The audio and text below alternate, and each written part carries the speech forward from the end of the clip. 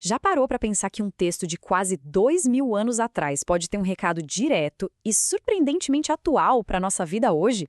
Pois é, hoje a gente vai mergulhar num dos primeiros sermões cristãos que existem para descobrir a mensagem poderosa dele sobre o que realmente significa colocar a fé em prática. E a questão central que esse sermão antigo, conhecido como Segunda Epístola de Clemente, coloca na mesa é justamente essa. Ele basicamente desafia aquela ideia de uma fé meio passiva, sabe? E nos força a questionar qual é a verdadeira natureza do nosso compromisso. Ok, então, para entender a resposta que o sermão dá, a gente precisa primeiro dar um passo para trás, entender o cenário, o problema que ele está tentando resolver, que é a condição humana antes desse chamado divino. Olha, a imagem que o texto pinta é bem sombria. Ele descreve a condição original da humanidade como espiritualmente perdida, cega, sem esperança. Era uma existência, segundo o autor, definida pela adoração de coisas feitas por mãos humanas. Uma vida que, na prática, era o mesmo que a morte. E aí vem o ponto de virada, que é apresentado como um ato de pura compaixão. Não é algo que a humanidade conquistou ou mereceu, mas sim um chamado que veio de fora, um chamado de um estado de não ser para a existência, de um vazio para um propósito. E essa chamada não era só para existir, não. Era como um pacote de resgate completo. Incluía luz para tirar da escuridão, a dignidade de ser chamado de filho e o salvamento de uma destruição que parecia certa. Bom, se alguém recebe um presente tão grande, a pergunta que fica é: qual é a resposta certa para isso? E é aí que a gente entra no argumento central do sermão. E aqui o autor já chega com os dois pés no peito, desafiando a ideia de que só uma declaração verbal, só falar, é o suficiente para a salvação. Existe uma cobrança por algo mais profundo, algo que vai muito além das palavras. O sermão, então, traça uma linha muito clara no chão. De um lado, você tem as palavras que podem ser vazias. Do outro, ações concretas, que mostram uma mudança real por dentro. A verdadeira confissão, segundo o texto, aparece no comportamento do dia a dia. E essa escolha entre palavras e obras, na verdade, é só o começo de um conflito muito maior. A escolha entre dois mundos que são incompatíveis, duas lealdades que simplesmente não podem existir ao mesmo tempo. Para mostrar o peso dessa decisão, o autor usa essa frase que é super forte e direta. A mensagem é clara. Não tem meio termo, não dá para ficar em cima do muro. Uma escolha precisa ser feita, uma lealdade precisa ser declarada. E o contraste que ele apresenta é gritante.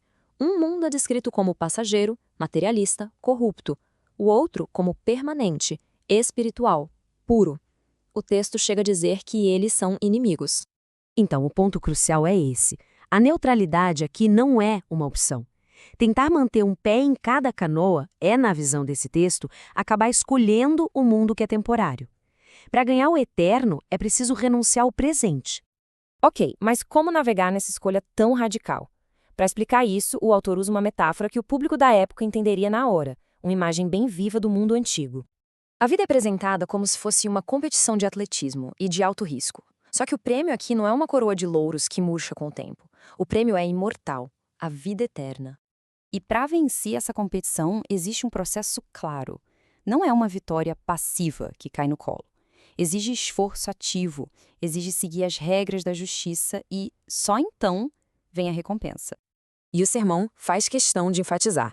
Assim como nos jogos aqui na Terra, existem consequências muito sérias para quem não joga limpo. A metáfora vale tanto para a glória da vitória, quanto para o castigo de ser desqualificado. Para reforçar ainda mais a urgência dessa competição, a análise termina com outra metáfora muito poderosa, que fala sobre tempo e oportunidade. A analogia compara a vida de uma pessoa com o barro nas mãos do olheiro. Esse barro pode ser remodelado, pode ser consertado, mas só por um tempo.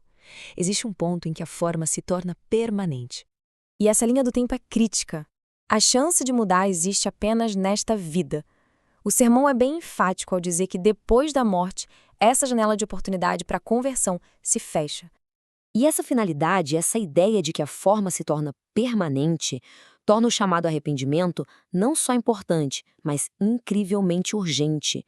A mensagem é: o momento de agir é agora, enquanto o barro ainda está maleável.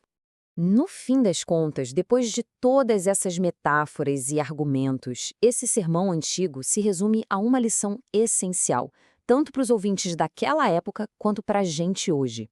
O texto nos deixa com uma pergunta que cutuca a nossa consciência sobre as nossas reais motivações. A fé é uma questão de devoção genuína ou de buscar algum tipo de lucro? Se a recompensa não fosse visível, o caminho ainda seria escolhido? Uma questão para se pensar, vinda diretamente de um passado tão distante.